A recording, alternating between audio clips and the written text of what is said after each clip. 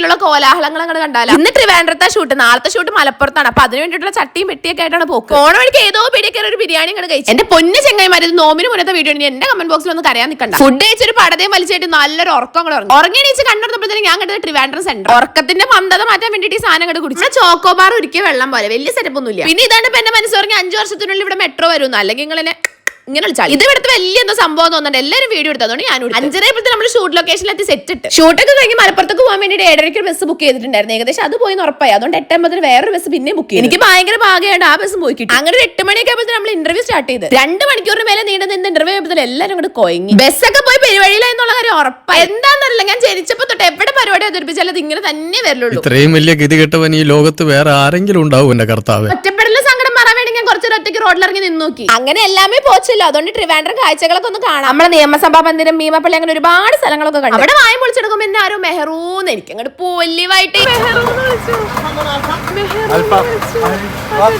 ആ കാക്കെന്തോ മോരുകറി വേണോന്നൊന്നും ചോദിച്ചാൽ തോന്നുന്നുണ്ട്. എന്നാലും എനിക്കത് നല്ല പുലി. ആ പുലിവിൽ തന്നെ അവിടുത്തെ മൂക്കന്റെ ഫുഡ് നമ്മൾ സ്ഥലം വിട്ട്. അല്ല ഞാനിപ്പോ എങ്ങോട്ട് പോകാനല്ലേ, ഉറങ്ങിയിട്ട് കിട്ടി കോഴിക്കോട് ബസ് നമ്മള് പോയി. ഓക്കെടാ ബൈഡാ.